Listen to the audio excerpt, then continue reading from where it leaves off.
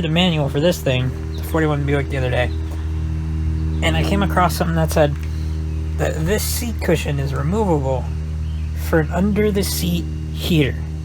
I was thinking, whoa, that's super cool. It's got an under-the-seat heater. Usually they have heaters tucked up underneath the dash or something, but this is my first Buick. I have no idea, but these things are fancy, so I'm going to pull this seat out and see what I can find underneath.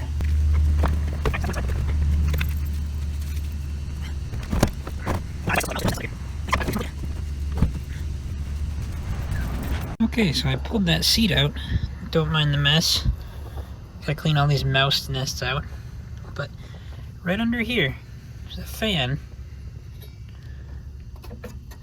in an area where the air will blow out. So there is an under the seat heater. Cool. Wait.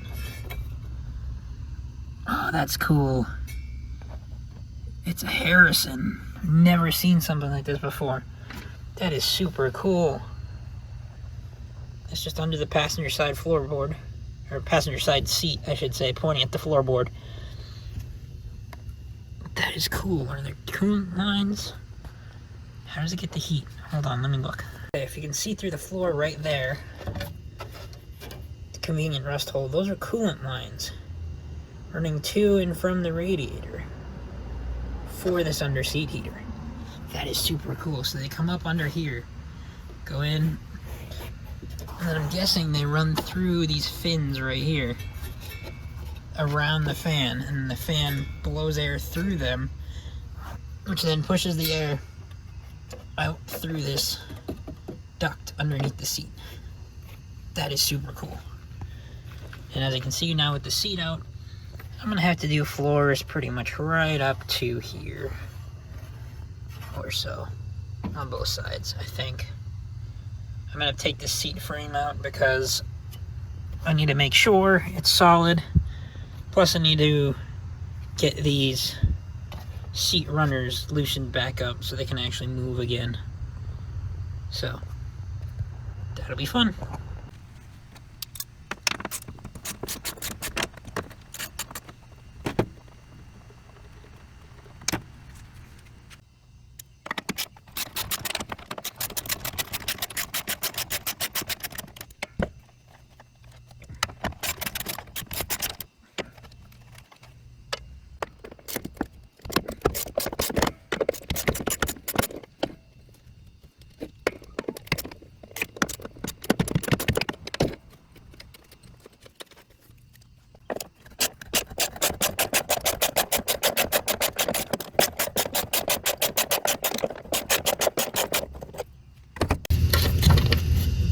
This seat actually has a cigarette lighter built into the back of it for the rear passengers, so you can see some of the wiring.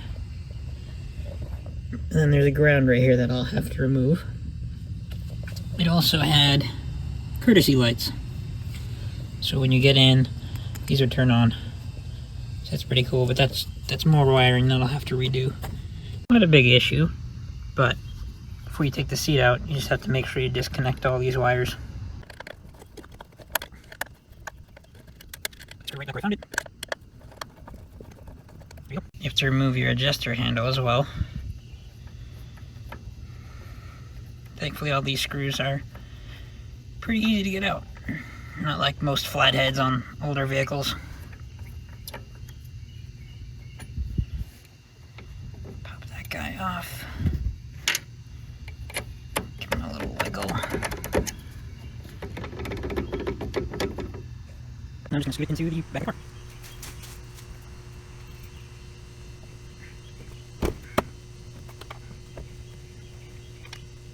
See some more of these wires right here. Right over the rear. I can get into all this and clean it out, and then get these seat slides moving properly.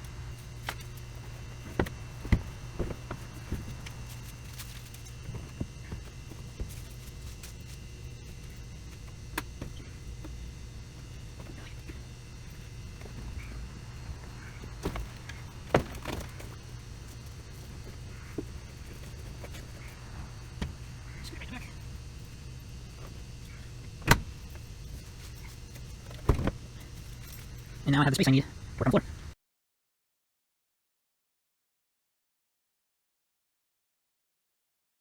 definitely have some more cleaning to do. In the seat, under the seat, in the heater fan, and all of that. But now at least I can get to these, so I can get those moving and working properly again. I can get in and weld in the floor right here.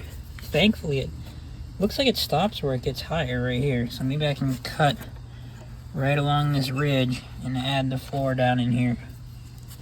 And back here there's a little bit of punkiness.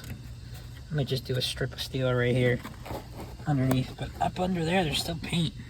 So fingers crossed I can get away with just these front pan area. Probably come up to the transmission tunnel a little bit right here, go across, come down, come around a little bit down here, meet up with the rocker. I'm gonna have to rebuild the whole rocker, this whole piece right here. I'll meet up with the rocker, come in, tie into the A-pillar, and then come up the firewall a little bit. Try to stay away from the pedal area as much as possible. Even though this is a little bit punky, I'm gonna have to try to fix some of that. Hopefully I can lose it right in this roll. But the same with the other side. That one goes up a little bit farther. I might have to pull that heater out so I can weld in there. But I'm pretty happy. The rust isn't too bad for an 81-year-old car.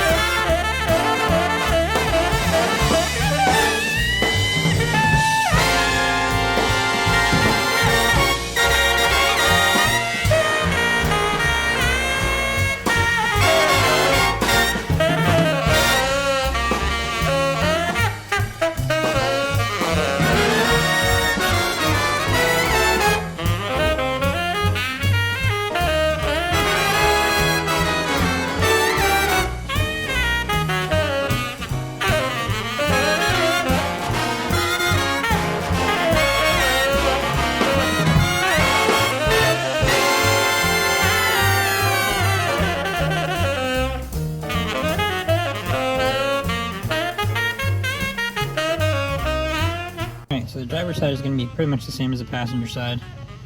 I come up the rocker, go up around here, right underneath the headlight switch, and then probably going to go along the bottom of this. I can make a second piece for up here. Go along the bottom of that, around the gas pedal, up to the transmission tunnel, around, all the way down, and then along the seat edge there, right up under here, and then back down the rocker. I will have to do a little bit in the rocker, but I can make this a separate piece, so it'll make it a lot easier. So, let's get to cutting.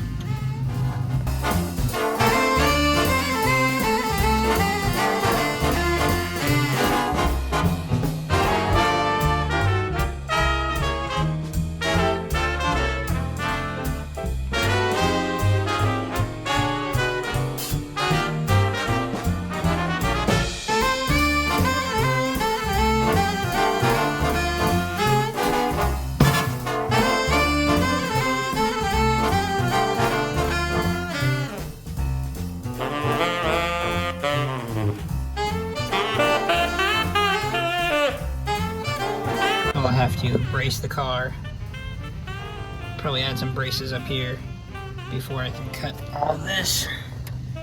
Down here I gotta cut this all and rebuild this all because that body mount is gone too.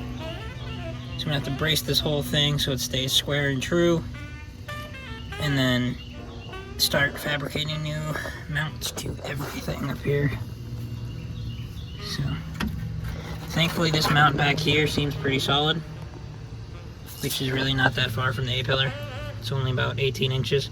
So hopefully it shouldn't shift too much. I'll brace it just in case anyway, because there's not much holding up the front right now. But yeah, that's where we sit. Gonna start fabricating stuff here soon.